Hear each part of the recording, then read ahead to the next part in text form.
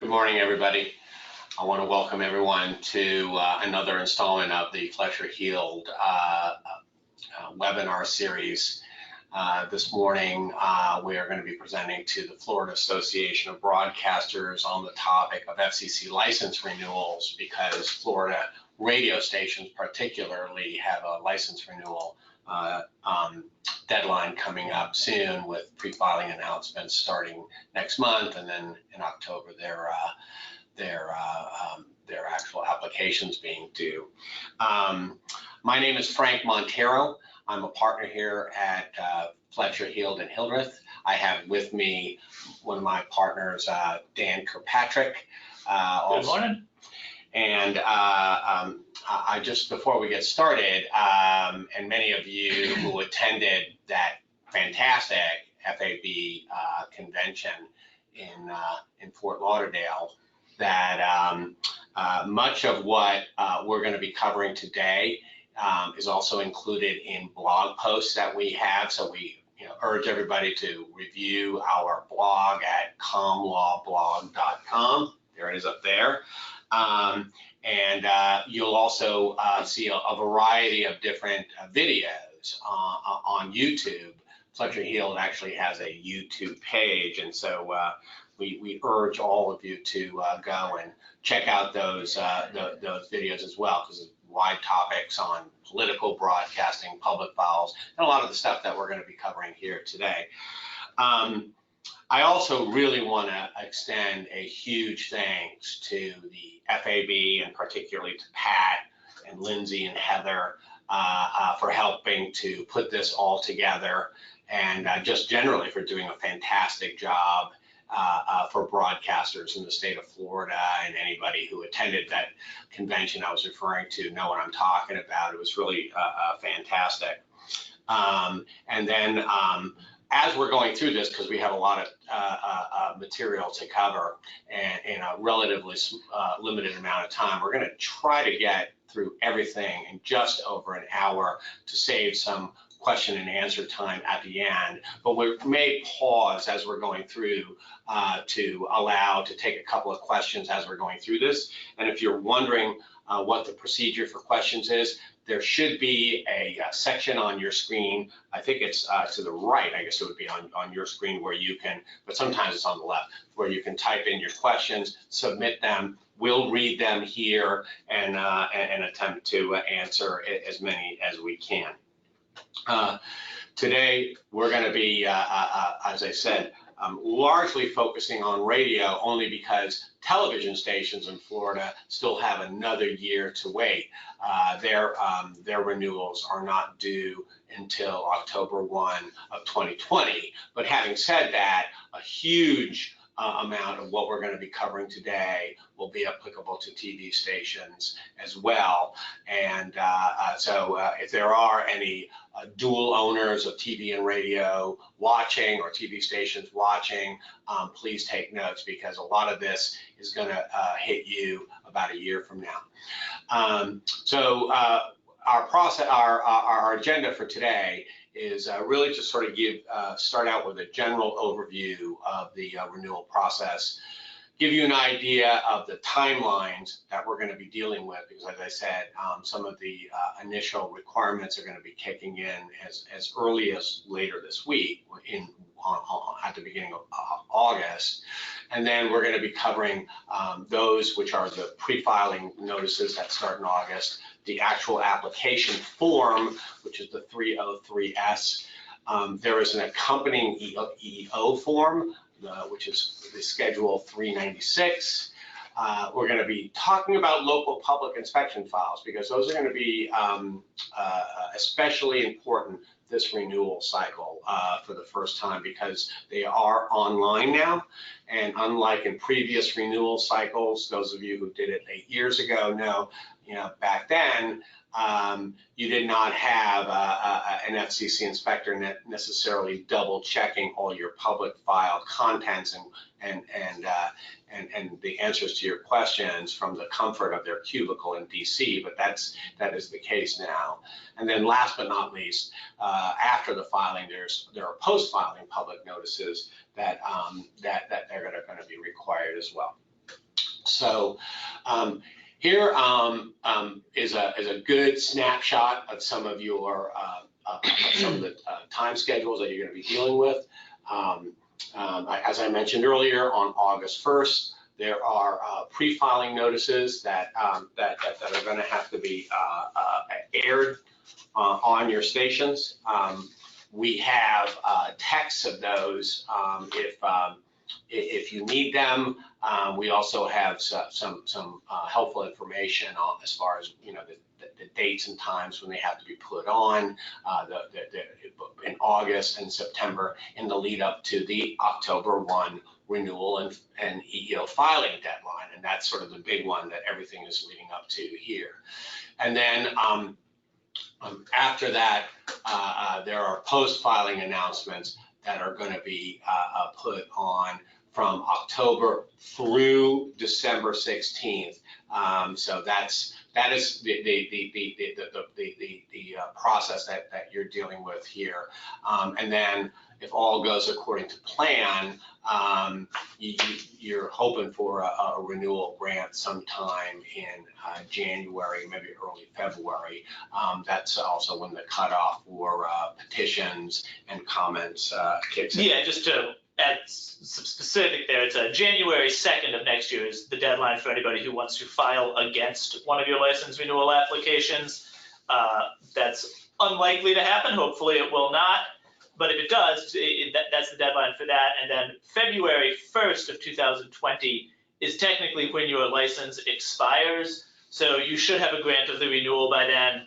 If you don't, if the FCC has just gotten backlogged that hasn't gotten to your application, don't worry, your license has not expired. As long as you have a properly filed application pending, it's just extended until the FCC acts on that application. That's exactly right. We're going to be covering all of those in far more detail in a moment. And I see a question that says, what about translators? We're going to cover translators as we get through this presentation. They'll be, they're generally the same deadline, but I'll talk a little bit about that in a few minutes. Right. So just covering sort of some of the what is signified by some of these deadlines.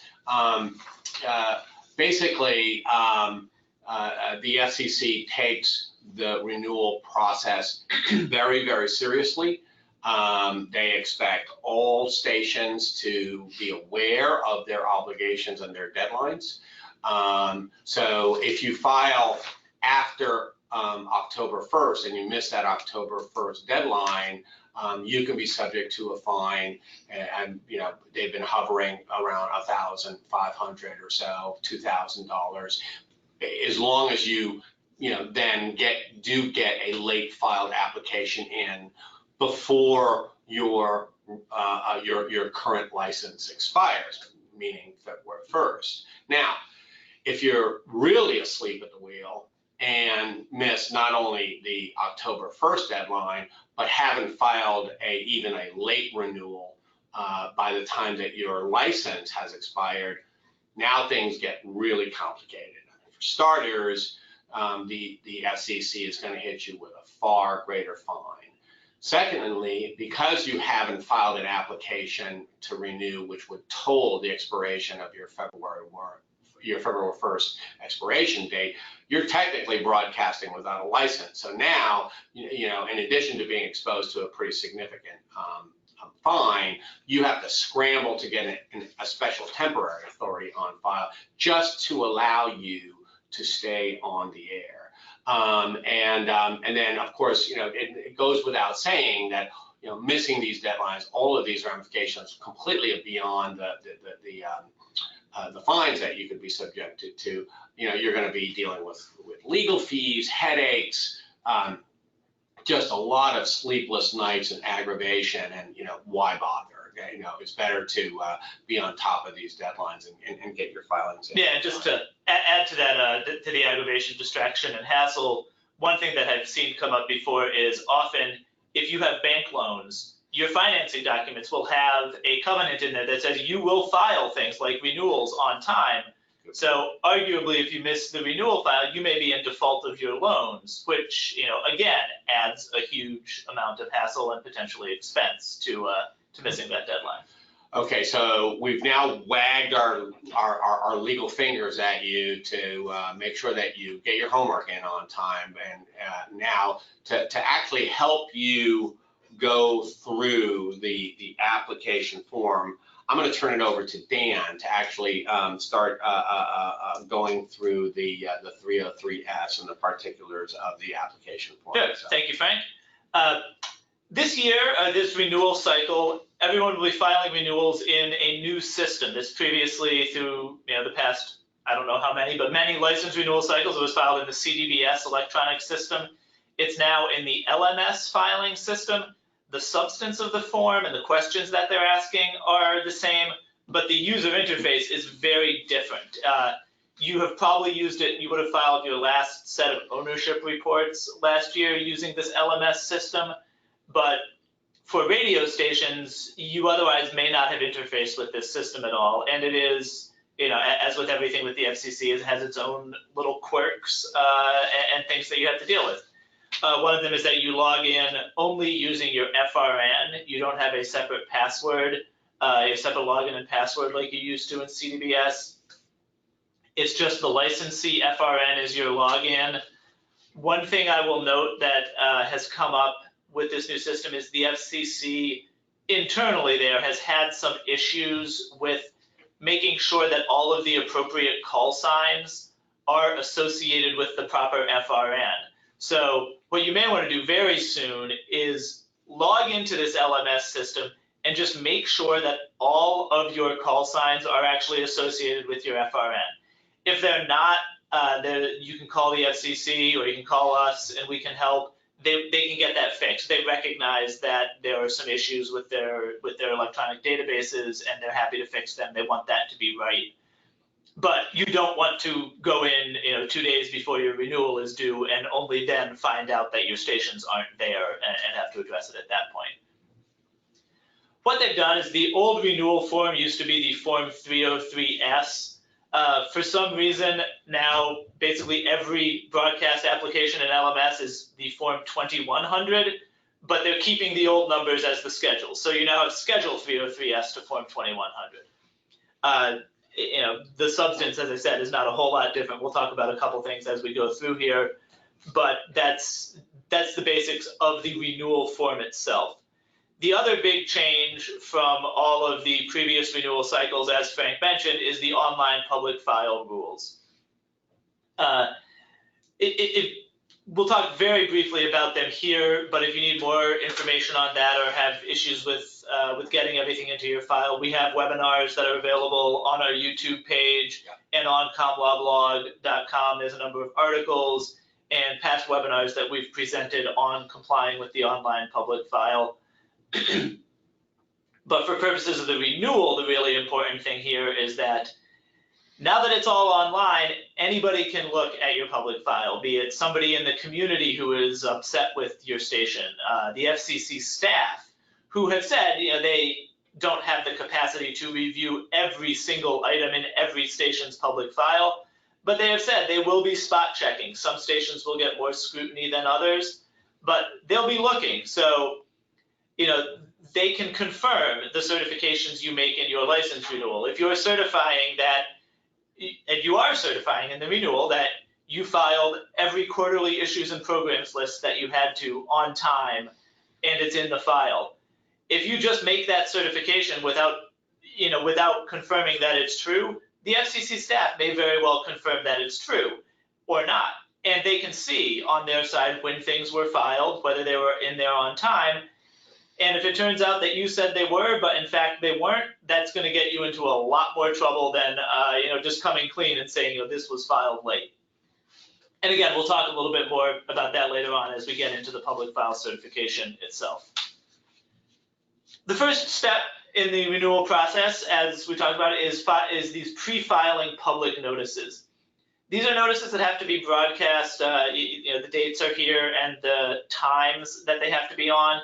These have to be in a station's primary language. The FCC has a very specific text set out of what needs to be in these announcements. It's on their website. We can also provide it to you. We also have a translation in Spanish that we've used for many of our clients in the past that the FCC seems to be happy with, that you can use. There's some details in this text. Basically what the announcement says is, it says, we have an FCC license for the station. It's going to expire. We are going to file a license renewal by February 1st, and it's going to be available at fcc.gov to anybody who wants to look at it. One thing that you do that is included in this notice is that it details the period of time that is covered by your license renewal application. I will note that generally that is going to be the time since your last renewal was granted, so a full 8 years from February 1st of 2014. Sorry, I have a little trouble subtracting 8 from 2020. 2014, that's what's going to be covered. I will say though, if you acquired your station by a long form transfer or assignment, you are only responsible for the time that you owned the station. So you may have, if you bought it last year, you may only have a year worth of time that you are certifying to in your license renewal. And you want to include that in your public notice just so that it's accurate as to what your renewal application is going to cover. On translators, they obviously, as translators, they will be rebroadcasting the notices that are on the primary station. They do not have a separate notice that they have to broadcast. There is a notice that a translator will have to publish in a newspaper, but that is done immediately following the filing of the license renewal. So that will happen around October 1st for translator stations. Otherwise, there's nothing separate they need to do on these pre-filing notices. And Dan, the newspaper notice basically tracks the text of the online, the online. It actually doesn't. It's a little bit different for some reason, because if you ever want to see an example of horrible, legislative and rule drafting, look at this public notice rule and the FCC's rules. It is just incredibly poorly written and confusing. But basically, there's separate language for translators that applies across every type of translator application. And it has little bits that you replace depending on what you're filing. If you file an assignment for a translator, it's basically the same text, but you say, we filed an assignment or we filed a renewal. And it has to give information about where the translator is located, what station it's rebroadcasting, and some things like that. I think we have a slide later on that talks about what the translator notice. And just to repeat, on the text, on both of them, translators broadcast both. We have the text and the instructions available in English and in Spanish. We make those available to FAB and to members of FAB if you need them. Just contact us or contact the FAB. We'll be happy to provide them. Yeah. And then the last point here is that you have to document that you made these broadcasts and put a certification into your public file. That does not have to be in there until after the last post-filing notice. So for Florida stations, it would be December 16th. You'll need to put this certification in there, giving the specific date and time that you aired each of these pre and post-filing notices and the exact language that was in them. And again, we have a form of that. If you'd like it, just ask, we can send that, and you can put that into your public file at the end. So now we'll talk a little bit about the actual Schedule 303S renewal filing. There's a few general considerations, and then we'll get into these specific questions that are on the form. There's a single Schedule 303S for all broadcast stations, television, translators, radio, everybody in broadcast.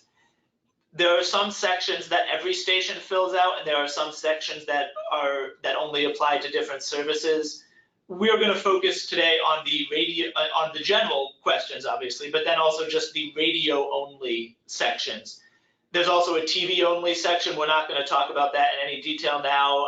The TV stations have another year before they have to file, so we can address that next year. Basically, the TV questions have to do with things like children's programming, commercial limits, that kind of, those sort of TV-only obligations. Booster and translator stations are included on the same form as the main station if they share a licensee.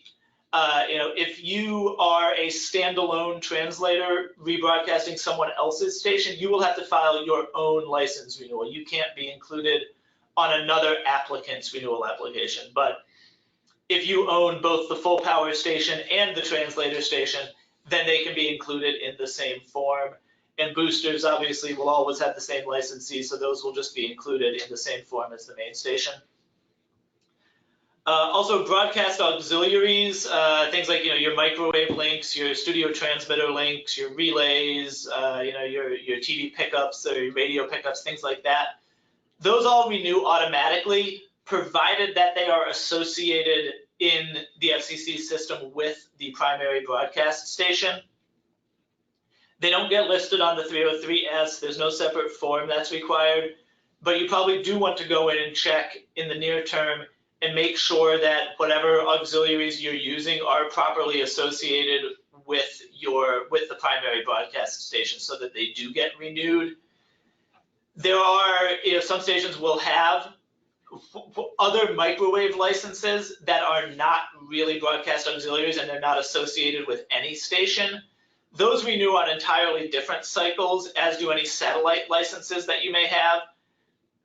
You don't necessarily need to do anything about them now, but it is a good time to go in and check and confirm when those other licenses are actually up for renewal.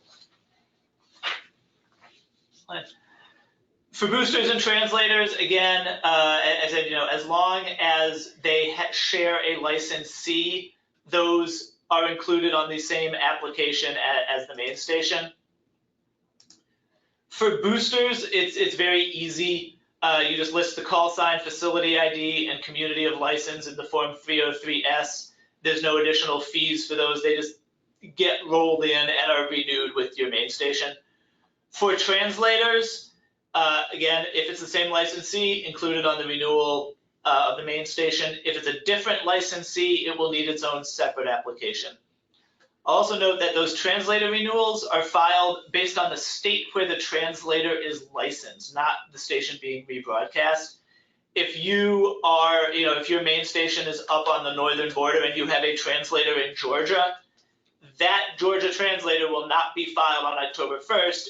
It will get its own license renewal application that is filed on December 1st is going to be the deadline for Georgia stations. So you'll have to wait until then. And again, there's no pre-filing notice required for translators.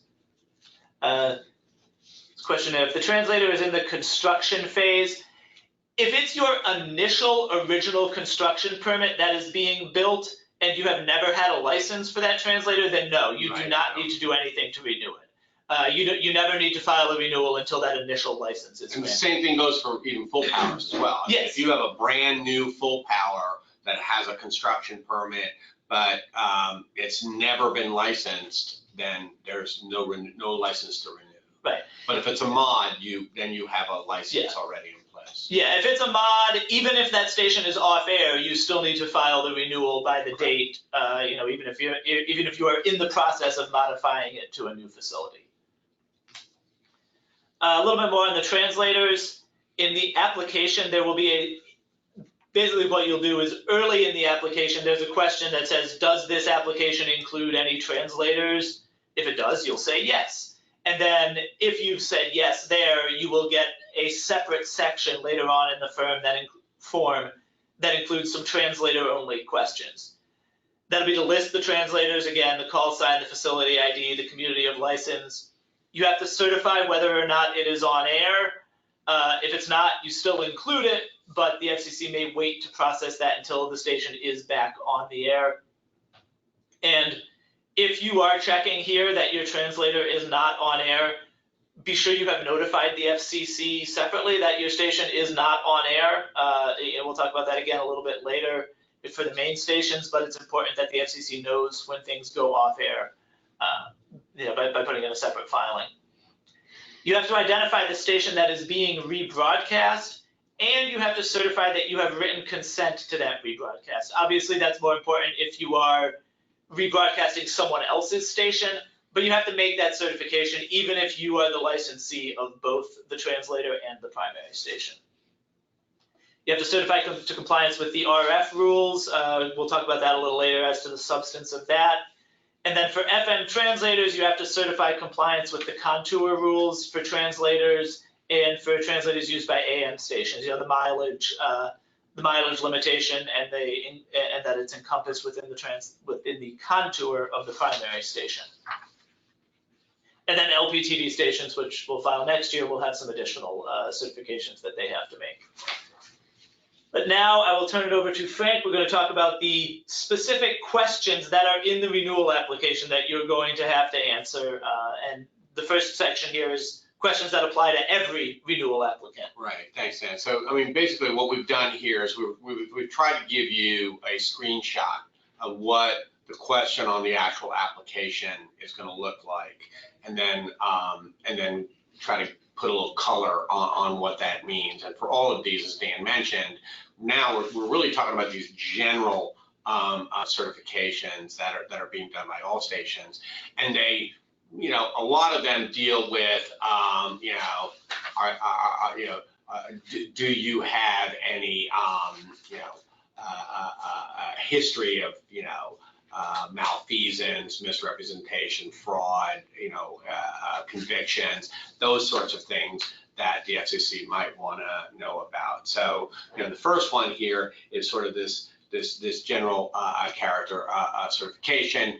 You can read it yourself, that they certify that neither the licensee nor any party, that's important, that language, licensee or any party, because they're not just asking about the applicant here of the license renewal. They're talking about any party that might have an attributable interest, reportable interest in that party. So now, we're talking about potentially shareholders, limited liability members, boards of director members, officers, etc.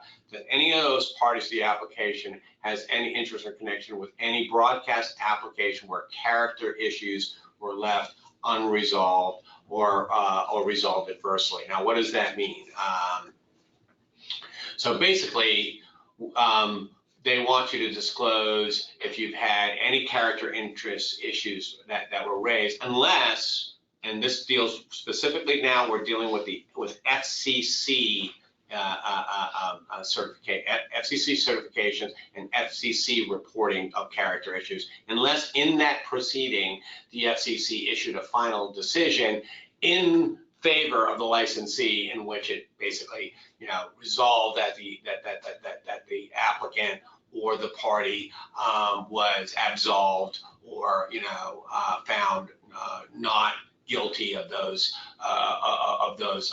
character issues.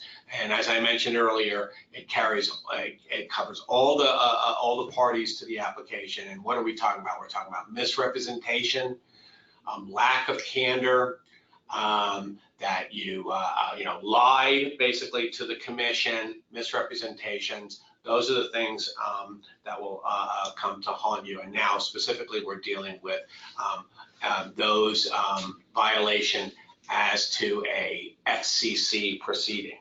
Now in the next certification, and again here we have another screenshot.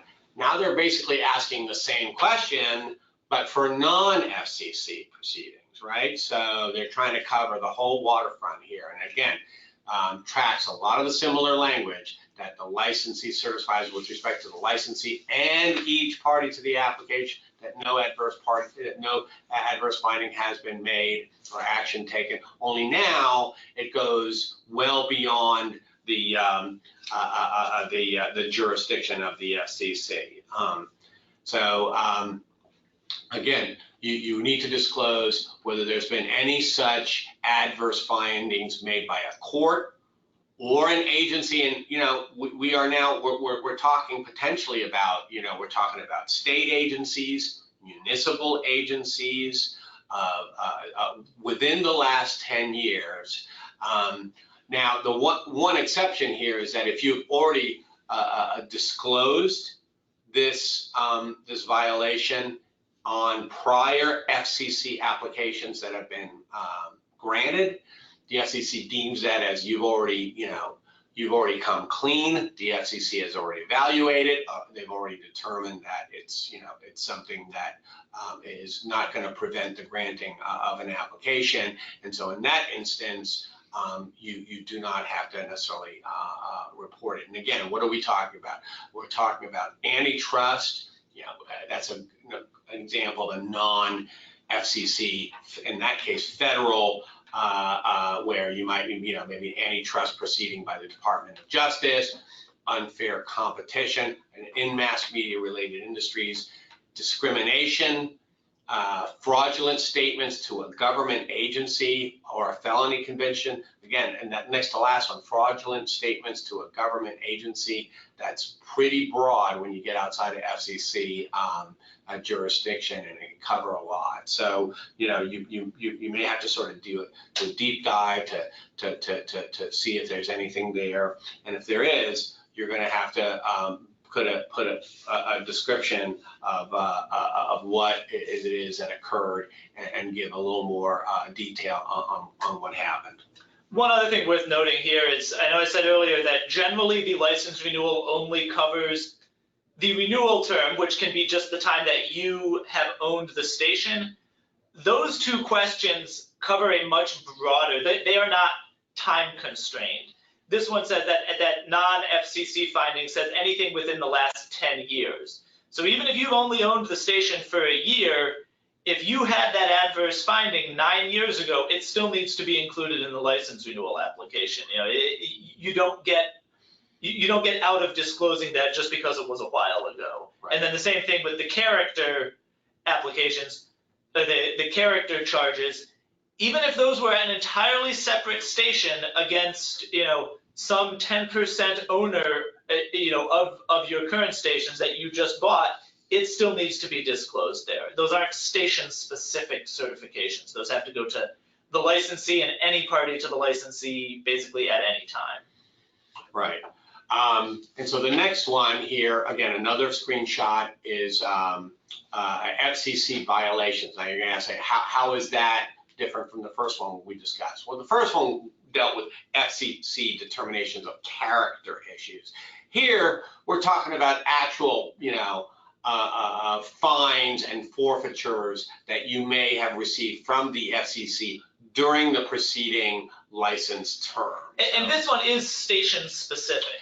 Correct. So this only deals with FCC violations at the station for which you're filing the license renewal. Right. So yeah. So basically, and this one, chances are, if it's happened, you know about it, right? We're talking about a notice of parent of liability, a notice of violation, a fine that you may have received from the FCC, or forfeiture order.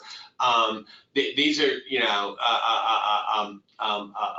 really what they're looking for you to disclose, and that you should disclose, when it occurred, the file number. We've offered up a brief little sample of what a disclosure statement might look like, sort of, brief and to the point. But here's an important thing, and that's that, the FCC, they're really only looking for you to disclose those fines and those forfeitures where that the FCC has hit you with. If you're aware of a possible violation by your station, but there hasn't necessarily been an FCC inspection that hits you with a fine yet, or a forfeiture or a notice of violation, this form is not requiring you to confess about something that may not have reached the level of an FCC determination yet. Right. So, or even if you've gotten something informal, if you had an inspector come out and say, oh, you're doing this, you have a problem in your EAS system, and we're going to fine you for that. If they haven't actually issued something formal to you, you don't need to disclose it here. Right. If you're uncertain about whether or not something should or should not be disclosed, absolutely consult with your counsel. Ask about it. You got a little bit of time, and make sure that you're answering the question correctly. So continuing on with the certifications now, I'm going to throw it back over to Dan to go into alien ownership and the next level of certification. Yeah. Form. Yeah, the next certification is that you're certifying that you comply with the FCC's rules on foreign or alien ownership of the station. The very basic parameters of those rules are that it's a 20% cap on direct foreign ownership, that is the actual owners of the licensee entity itself, and a 25% cap on indirect foreign ownership, where, you know, if you have a licensee that is wholly owned by another company, that company can be owned up to 25% by foreign governments or foreign individuals. And by foreign, it is anyone who does not have U.S. citizenship. If there's an owner with dual citizenship, that's fine. You can be a citizen of multiple countries as long as you have U.S. citizenship. That's the critical thing there. The determination of compliance with the foreign ownership rules can be very complicated. There's lots of exceptions and qualifications. The FCC in the last few years has started granting waivers to allow foreign ownership in excess of these limits for broadcast stations. If you have one of those waivers, you can certify yes here. I would recommend, if you have a waiver, that probably you should certify yes and then also reference that waiver in the exhibit. Yeah. Arguably you could just say yes because having a waiver is compliance, but just to avoid any issues later on, it's probably a better idea to certify yes and then say, yes, we comply based on the fact that you, the FCC, issued us a waiver in this proceeding, and then reference that. Yeah, this is also just a good one where if you're not sure, definitely reach out to your counsel and find out about it, because these foreign ownership rules can get very subtle and very complicated very quickly. Yeah, and if you have a particularly complex ownership structure, this is probably also a good time to review that to make sure, this happens for companies that are publicly held in particular, that, it is often very difficult to calculate the foreign ownership. But it's a good time as you're making this certification to, if you have complications in your ownership structure, to confirm that you do comply, and talk to your counsel if you have questions there on whether you comply or not. But you want to make sure that you are not making a false certification. The next certification here this is something that comes up in almost all FCC applications, right. So you're probably familiar with this. This is Anti-Drug Abuse Act certification. I don't think people pay a whole lot of attention to it because it doesn't come up that often that there is an issue here. But basically, there's this 1988 Anti-Drug Abuse Act, which allowed the government to deny federal benefits to an individual who was convicted of certain drug-related crimes. And this requires you to disclose in the application if any party to the application. So this is actually broader than the earlier certifications having to do with character, because of the way party is defined for purposes of this particular certification. It includes even insulated owners and non-voting owners of a licensee or a company that holds interests in a licensee. So it may be people who you don't have to disclose on ownership reports or didn't have to disclose in an assignment application to obtain this station license. But if those people have been denied benefits under the Anti-Drug Abuse Act, then that is going to cause issues here. You're going to need to disclose that, and the FCC could deny the application on those grounds. Let me add one thing here. It's going to sound like a really silly thing, but you'd be amazed how often our clients, make mistakes on this. If you have never been denied benefits on the grounds of the Anti-Abuse Drug Act, if you're clean as a whistle, the answer to this question is yes, not no, but it's yes. It's a really poorly written question. A lot of people that I talk to, their first instinct is to say, well, I put no, of course not. I've never had that problem. No, in this particular instance, because of the way the question is answered, you have to answer. In that instance, you answer yes, not no. And this is ironically one of the nice things about the new filing system, this new LMS filing system, is if you answer these questions wrong, like if you answer no here, unlike in CDBS, which probably would have allowed you to file it that way, this system will give you a big red X on the screen saying you cannot file this without putting in an exhibit, which, you know, that's a good indication to you that you may want to double check your answer and make sure that that you really mean no and you're going to put an exhibit in. The other thing to note here is that you may have a drug-related conviction and still be able to answer yes, because that conviction has to have explicitly included this denial of federal benefits under the Anti-Drug Abuse Act to require disclosure here.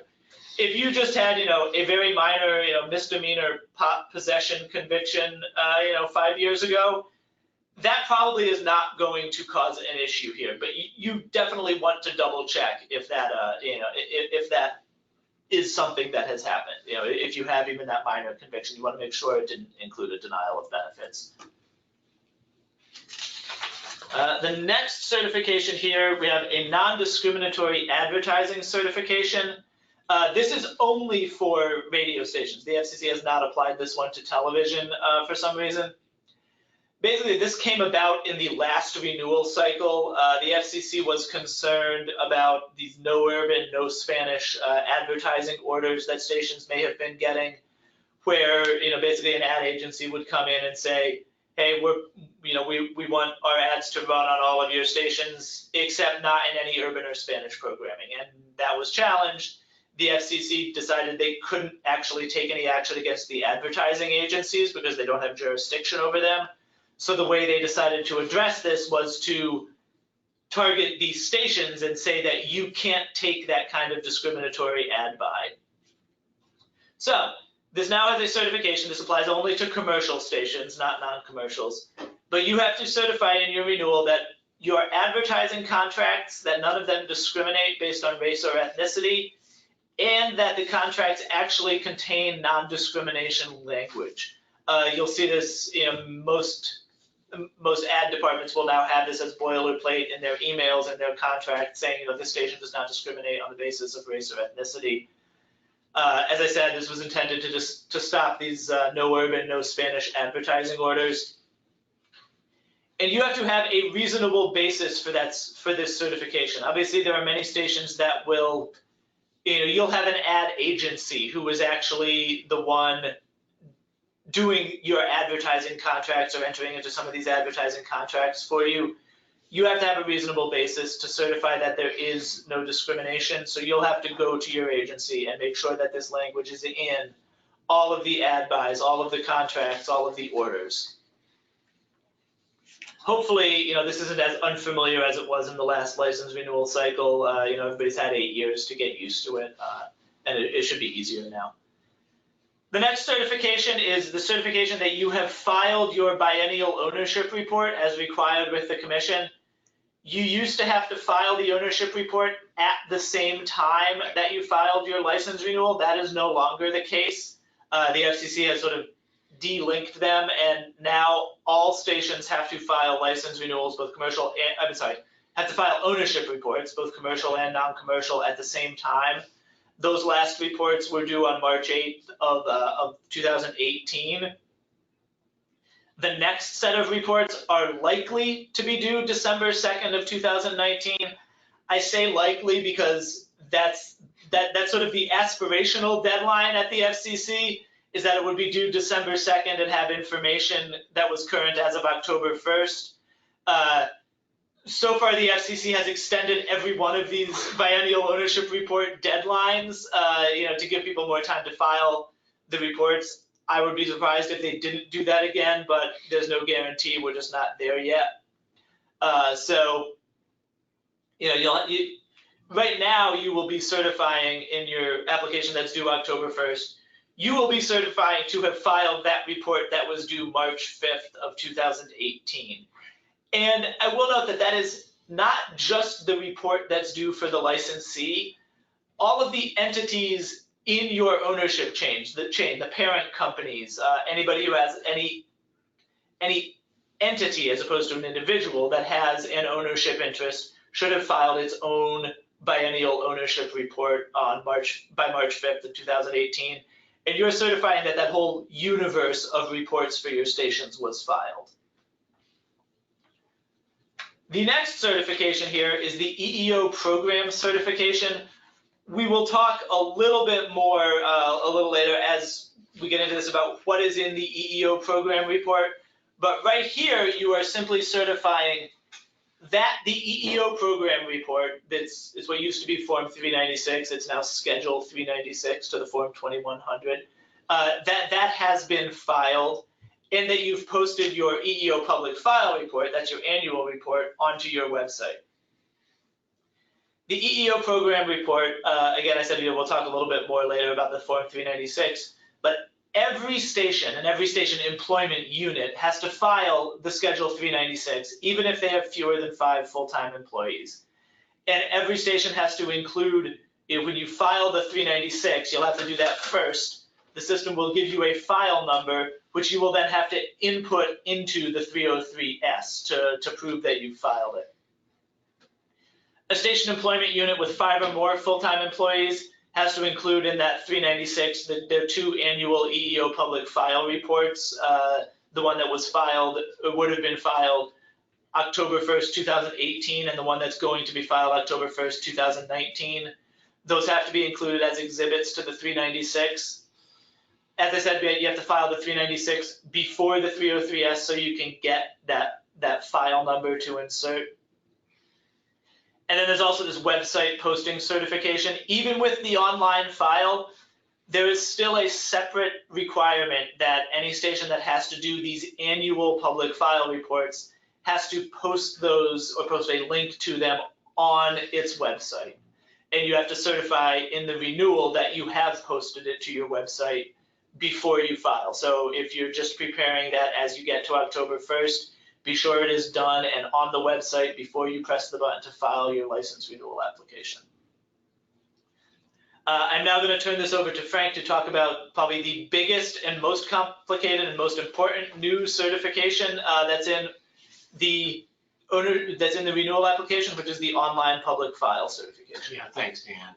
So again, this is, we see a copy of the certification that's on there regarding the online public file. It's not a new certification. It's always been there in prior years. They just added online to the right now. That is the huge, big difference. And that's the fact that, this time, for the first time, the FCC, from the comfort of their cubicles, can actually verify, what's in your public file, when it was placed in your public file, and consequently, they can also verify whether the answers that you put to these questions are true or not. I'll give you a little footnote here, which is that during the last renewal cycle 8 years ago, and the one prior to that 16 years ago and prior, I'm really that old, yes, I can't lost count of how many of these I've been through. It was not uncommon for people, when asked these questions, and there's, the questions are, is everything that's in your public file that's supposed to be there, and was it placed when due? Big subtle point there. People would just check yes, no problem. And unless an inspector came to their station and actually did a deep dive into their paper file, there was no reason to believe that the answers were false, and they sailed through. And even an inspector couldn't confirm in a hard copy file when you put something. Correct. Ironically, it was the stations, and I always found this a huge source of frustration. It was the stations that were honest and clean and came clean and said, no, actually, I put my ownership report in, a month late, or I put my quarterly issues programs list from 3 years ago in a few weeks late. Those are the ones that ran into trouble and delays, notwithstanding the fact that they were actually being, the most honest and clean, and they're the ones that ended up having their renewals delayed. So consequently, the topic of the online public file is one that we could spend hours on, and there's not nearly enough time to do that. I will say that with regard to the online public file, as well as to the EEO topics that Dan just covered moments ago, we have webinars on YouTube that you can look at. We have a really good one on the online public file. It's about 90 minutes long. Again, it has screenshots on this. It really goes in through everything that needs to be in there. But we are telling all of the stations that we work with now, that now, especially for you guys in Florida, now is a great time to start going through that public file now to see what's there, what isn't there, to get it up to speed, because that's something that's really going to come and potentially create delays for a lot of the stations that are there. Remember, this the certification covers the current owner. So if you acquire the station through a long form, that means sort of an on-length buy. I'm not talking about just subtle changes in percentages of already existing owners that may have been done on a short form. But if you had a long form, that's the period that you are looking at there from when you became the current owner, or any long form transfer since your last renewal. Otherwise, if you've had it the whole time, you're looking at the period since your last renewal. So again, this is a really important one, and I urge people to stations to really start doing a deep dive into their public file, better now than ever. So again, as we mentioned, the certification covers documents, not only what's in there, but when it was placed in there. If you've had the station since the last renewal, prior to the transfer over to the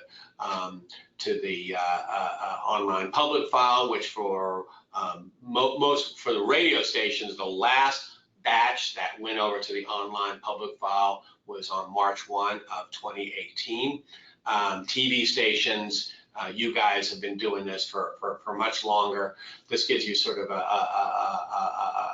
little time a history of when radio stations needed to go on the public file. The bottom line is, today you need to be on. You're done. Right, but the important thing here is that in this certification, you're certifying that everything was placed in your public file at the right time. Right. And that includes both that things were placed in your hard copy public file at the right time when that was still in effect, that they were placed in your online file at the right time once the online public file rules came into effect. Right. And that all of your old hard copy files were added to your online file by the deadline for that.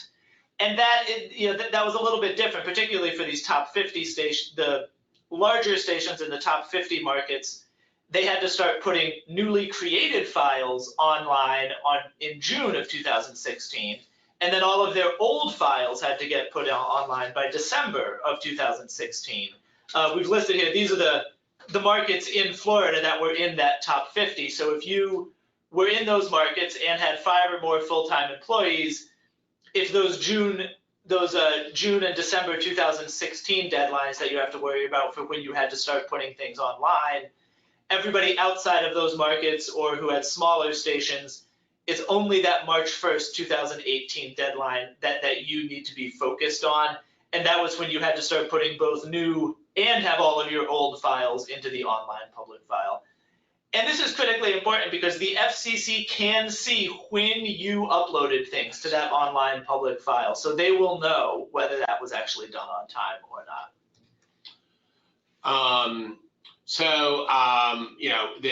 The FCC has already started sending emails out to stations that have either not uploaded their online public files, or that are where public files are incomplete.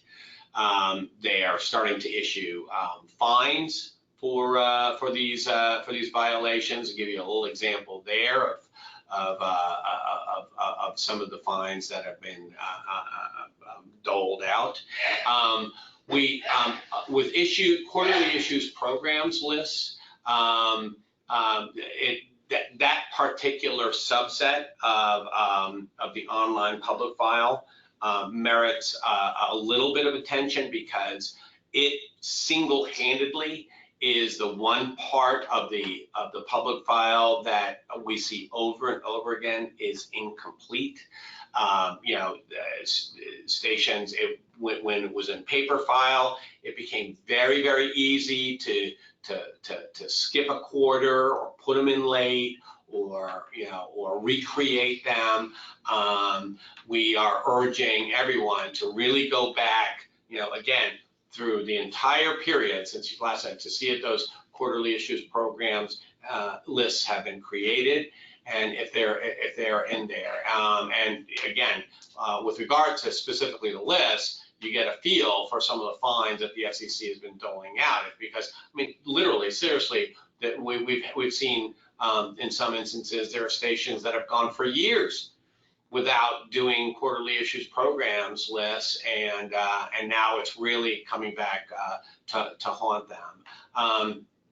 If you take remedial action to try to you know, recreate your file, and specifically the lists, you know, it may mitigate the situation, but it won't necessarily get you off the hook or necessarily reduce the fine, you know. But still, it will be something that you're going to have to do in order to get your renewal granted. And as I mentioned earlier, it's still very much the case that the FCC does not give, in my personal opinion, enough credit for those good actors out there that voluntarily disclose the situation. Although hopefully the online file will help with that, because you can't get away with it anymore necessarily. You know, the bad actors will start getting caught.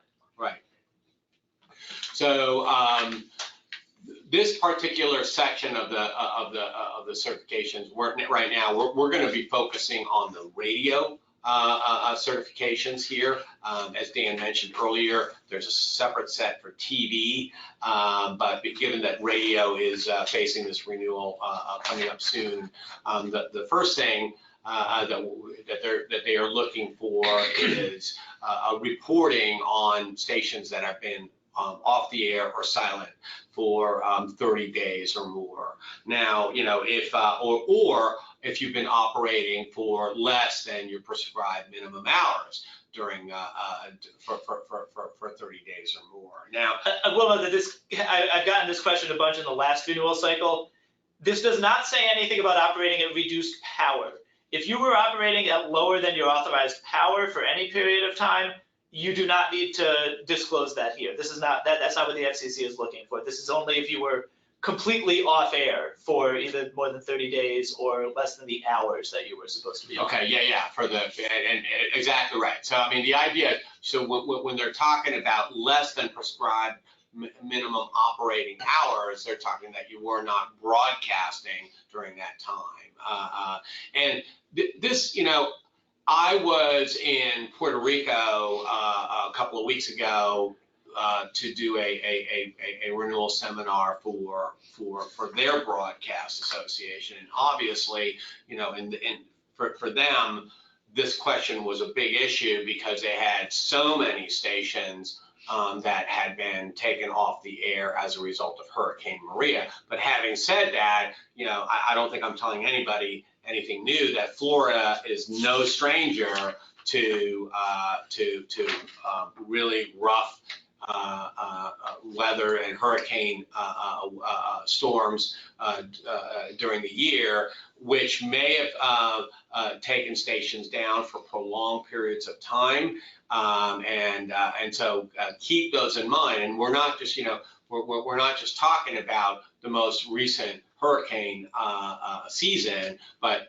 since your last renewal or since you acquired the station on long form. So keep track of those, and you're going to have to report the times that the stations were off the air, and you know, give a little bit of detail and color as to what exactly happened during that period. And as Dan pointed out, the question does not ask about reduced power operation. We're talking about being off the air during those periods, or not operating during minimum hours. So, right. I would say just from the big picture here, if you have something to disclose here, that's not necessarily a problem as long as there was a good reason for it.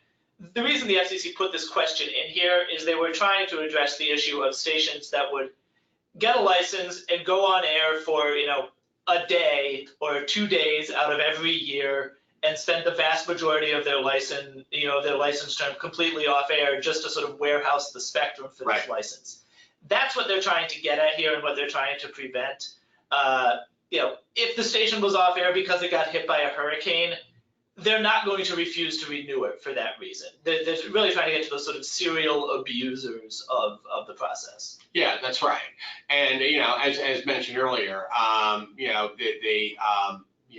if you have compelling reasons, as mentioned, natural disaster, hurricanes, that sort of thing. I mean, again, we've had situations because the hurricane seasons have been so severe over the past couple of years. We have an increasing likelihood, this is especially true in the Caribbean, where stations are off the air for more than a year, but have been given tolling of the requirement to be back on the air within a year by the FCC. That can be reported, but the big worry is if you were off the air for a prolonged period of time and the FCC never knew about it, was never aware of it, there was never any dark STA. That's something that you want to sort of clean up that history now and get it, because it's absolutely going to be an issue during this renewal cycle, and they're going to want to know about it. And especially if you're off the air now, that is going to be an issue as well. So that leads to sort of the next point here, which is the discontinued operational status certification field there, as far as the actual screenshot of the certification. The renewal will not be granted if the station has been silent for any consecutive 12-month period. Now, again, I want to point out, I don't know if there are any instances of this in Florida. In Puerto Rico, we had several instances of this, but those stations received tolling authorization specifically for the FCC because in some of those instances, the towers were completely wiped out or was not able to get back, and there's absolutely no way to get them back on the air. So, if you think you might fall into this category, definitely is a contact your counsel on this to find out exactly how to handle this particular question. And likewise, by and large, renewals will not ordinarily be granted. I say ordinarily be granted while the station is silent. There may be exceptions to that. We've heard some rumblings that with stations that have really severe, catastrophic damage as a result of some of the severe weather, that the FCC is going to be making some exceptions to that. But if you're currently just off the air temporarily for reasons that have to do with maybe financial issues or just repair issues, just keep that in mind that the FCC is going to be looking to have you get that station back on the air before you actually get the renewal grant. Now, that should not delay your filing of the renewal application, by the way.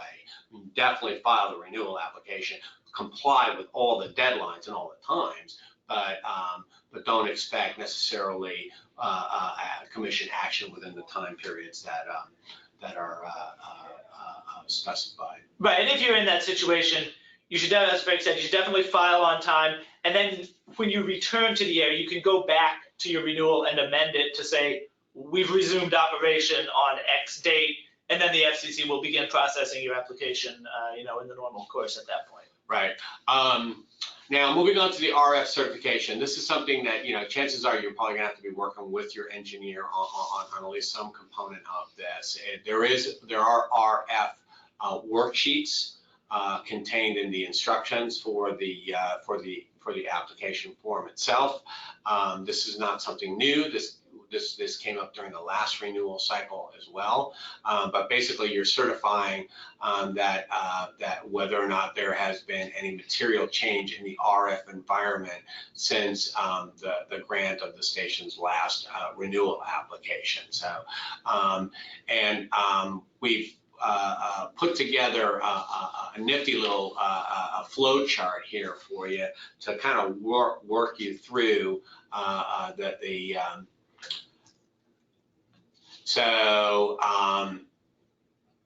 So basically, it's fairly self-explanatory, but you're going to start with whether or not there's been any material change since in the RF condition of the station since its last renewal. If the answer is that has not been any significant change, that you're basically operating, same as you were during the last renewal, you just check. The answer is no change, and you move on. If there has been, a change, increase in power, some kind of a modification. And I just flag that doesn't necessarily, that's not just limited to modifications with your station.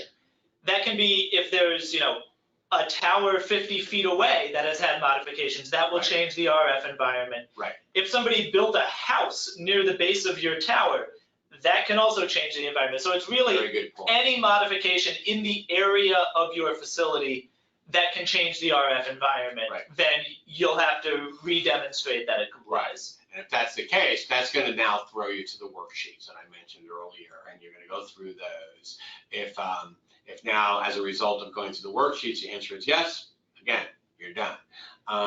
But if the worksheets identify or the worksheets have limited application. If it's a complex RF environment, the worksheets aren't going to help you. Right. They're really for just simple situations. You're now going to have to go through an engineering study to demonstrate that you are still in compliance.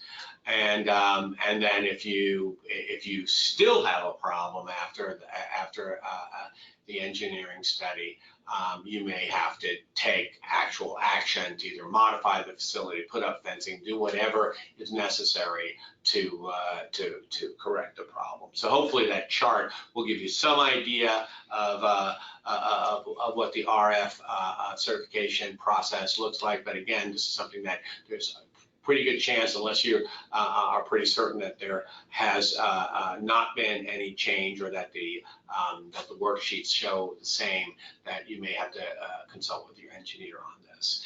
So now I'm going to throw this back to Dan to go over the EEO, separate EEO form that has to be filed with the renewal. Now we're done with the actual renewal application, and this is the Schedule 396. Right, this is the one where I said before, you have to certify in the renewal that you have filed this 396, and we're just going to give a little more detail about what goes into the 396 itself.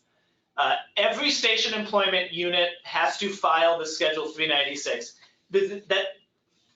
I'll say every full power station employment unit has to file the Schedule 396. If all you are renewing is a standalone translator, that will not require the 396 for a radio translator. For an LPTV station, it would, but not for just a radio translator. You have to file the 396. An employment unit with 5 or more full-time employees also has to answer some additional questions. There are some questions here that apply to every station that's filing the Schedule 396. For an employment unit that has stations in multiple states, you have to file with the earliest state. So if you have stations licensed in Florida and some licensed in Georgia, you will have to file your 396 with the Florida renewal. You will then just be able to reference that same 396 when you come to your Georgia renewals that are due December 1st. If you are a multi-service employment unit, meaning there are both radio and TV stations in a combined employment unit, you will have to file both years. You'll file a 396 this year, and you'll file a 396 next year when you get to the TV renewals. Obviously, some of the information is going to be duplicated in the TV renewal because it covers a 2-year period, and there'll only be 1 additional year in the TV. The Schedule 396 requires you have to disclose any discrimination complaints filed during the entire preceding license term. If you have 5 or more full-time employees, you also have to attach your public file reports for the previous 2 years and attach an EEO narrative statement. That narrative statement is only for those larger employment units with 5 or more full-time employees. We'll get a little bit more detail on that. The discrimination complaints. All stations, no matter the size of the employment unit, have to disclose any pending or resolved complaints that were filed during the license term with any court or agency. If they're filed with a local court, if they're filed with the EEOC, if they're filed anywhere. As long as they were formally filed, then you will need to disclose them here. Again, that is resolved complaints as well as those that are currently pending. So even if it was resolved in your favor, it has to be disclosed in here. Obviously, if it was resolved in your favor, you will say that and say, somebody filed against us, it was dismissed by the court. Again, here, the disclosure has to include the name of the person filing the complaint, the agency it was filed with and a file number, the date it was filed, the basis for the complaint, and the resolution or status of the complaint. Here is a sample disclosure. This sort of, obviously the specifics will dictate what you actually say, but this just sort of tracks what it was. It gives you the date that it was filed, August 1st, 2017, who filed it, Jane Smith, they were an employee, they filed a claim, it tells you who they filed it with, the EEOC, sometimes that'll be a state court that you'll have to say that they filed with, or, wherever they filed the complaint. You have to list what the allegations were, that you discriminated against this person based on age, race, and gender. Normally, when these are filed, there will be multiple claims included in a discrimination complaint. They're not going to just say that they were discriminated against based on one ground. You give the charge number, and then you tell sort of where this stands in the process. The EEOC will dismiss the charge and provide 90 days. That's generally how this works, is, if it's filed with the EEOC, the EEOC will look at it. If they don't want to move forward, if they don't think there's grounds to move forward, they'll dismiss it and give the person a specific time period, 90 days, in which they can file suit with a court. If they don't file suit, then you say the matter is closed, they didn't file. If the matter is still, if that 90 days is still open, you'll say that here, when it expires.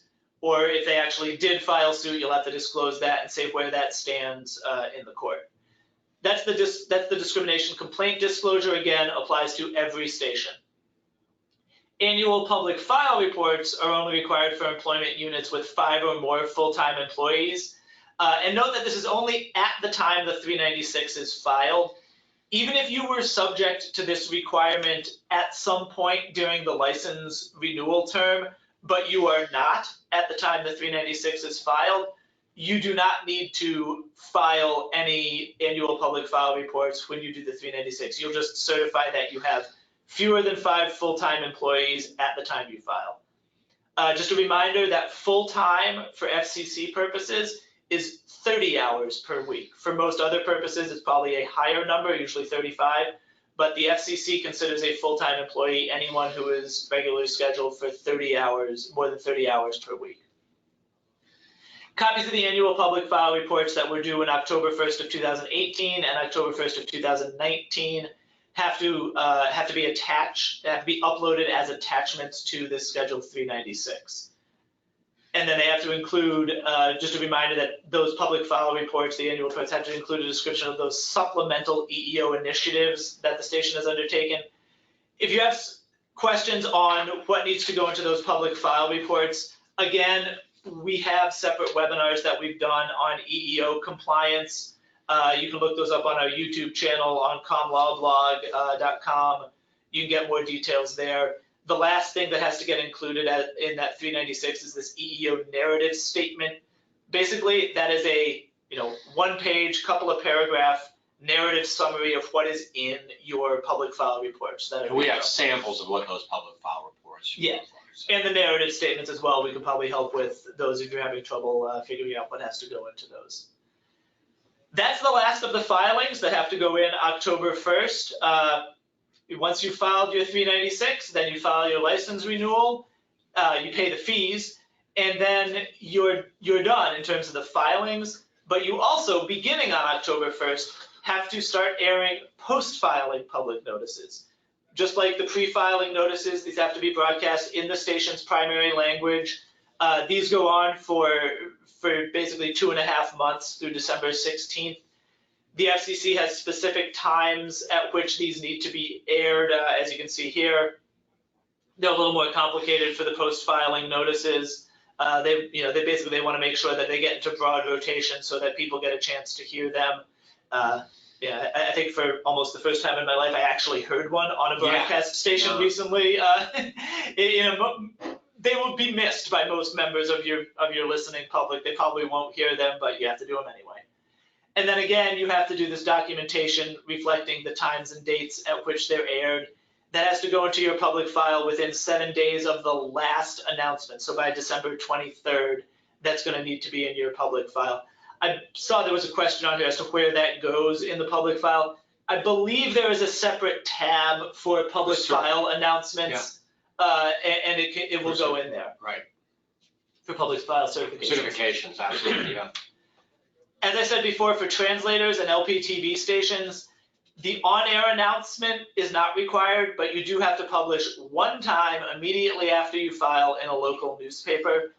The FCC does not have as specific a language requirement for this announcement. For the on-air full power announcements, they are very detailed as to what you have to say. Here, they just give you the elements that have to be included in the announcement. It's the call sign, the applicant, the community, the transmitter site, if there's an address or coordinates are fine to list for the translator.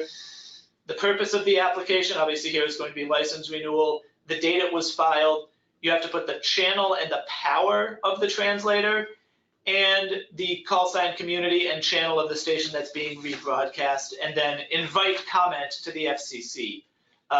Basically say, anybody who has comments on whether we've operated this translator in the public interest, contact the FCC at fcc.gov. Yeah, and we have the text for these, English and in Spanish as well, so they have that. And now I'm going to turn it back over to Frank to talk a little bit about the few post-filing. Yeah, this is we're on the home stretch here, guys. This is the last just couple of slides here just to kind of wrap things up here. So we've gone through both forms that need to be filed, as well as the pre and the post-filing announcements, just to so that you understand here. So once you're done here, outside parties will be able to file petitions to deny up until January 1st.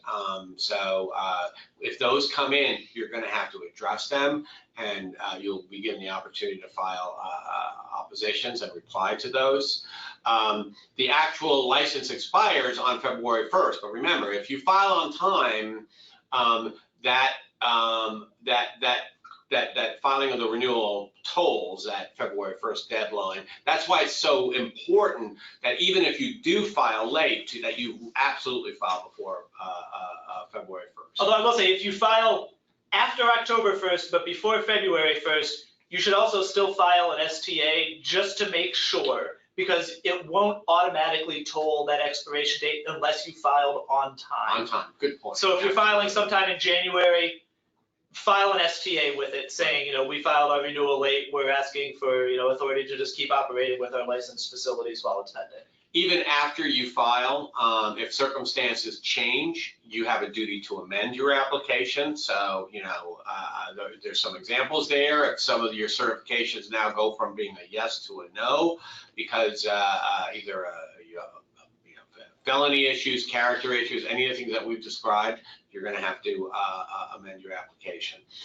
This last one, this is a really important one because people forget this and it comes up every single renewal cycle. And that's that once you file your renewal application on October 1st, the FCC will not allow you to sell or buy stations on long forms. In other words, if you're going to try to sell your station or buy a station, that requires the filing of a long form assignment application, a 314 assignment, or a transfer. You're going to buy or sell the stock of another company on a 315.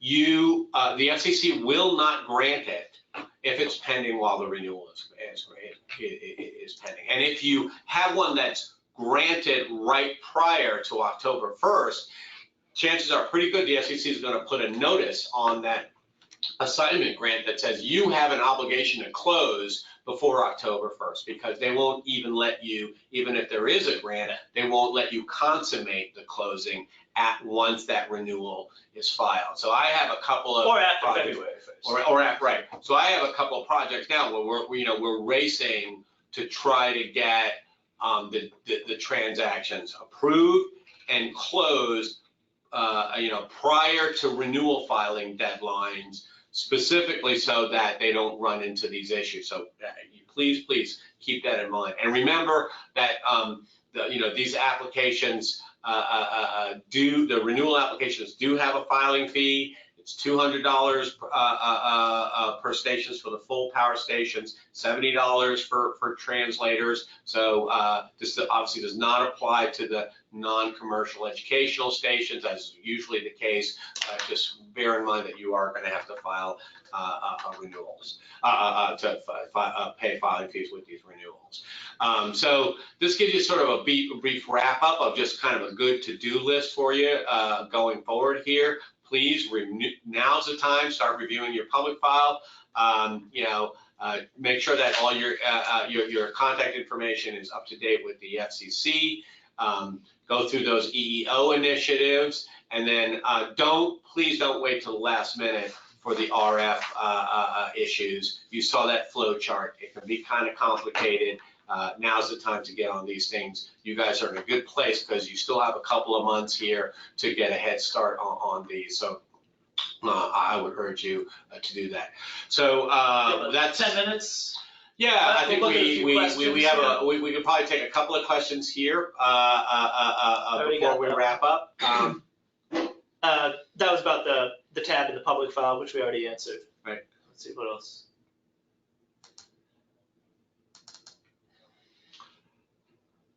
Let's see. Does the pre and post filing script have to be uploaded to the public file? Generally, we recommend just include the script as part of the certification. Right.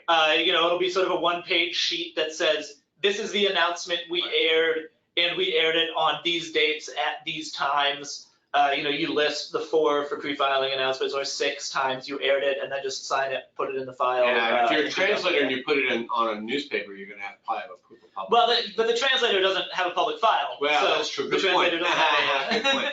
Good point. The translator announcements do not need to be certified or filed anywhere. They just need to go. Just need to be published. Is that it? All right. Well, that's all the questions we have now. That's the end of the questions.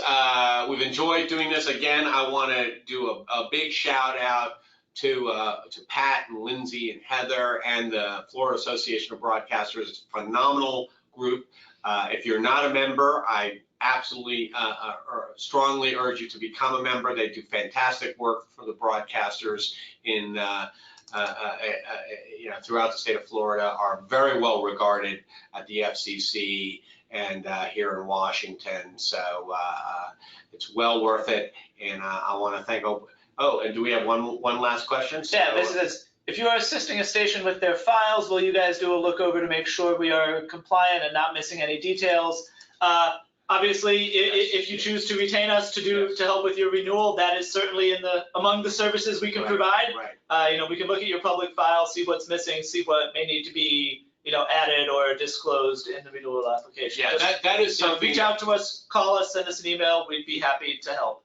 We routinely do that with the stations that we work with. It's a pretty common service that we provide, and we also do it with a variety of state broadcast associations as well. So absolutely. Is there a way to get a copy of this presentation? Yes, I believe we'll be uploading. I believe we'll be adding to ComLaw blog, and through the association, you'll be able to get at least a copy of the slides that we've presented here, possibly a video. If we've recorded everything properly, we can make that available after, within a day or two. Yeah, I'm gonna shoot this slide deck down to Pat, Lindsay, and Heather, so they have it down at the FABA, so that they'll have that available as well there, absolutely. So again, want to thank the Florida Association of Broadcasters one last time. It's been a pleasure. We'll have more of these coming down the pike, so please stay tuned. Enjoy the rest of your day, and goodbye.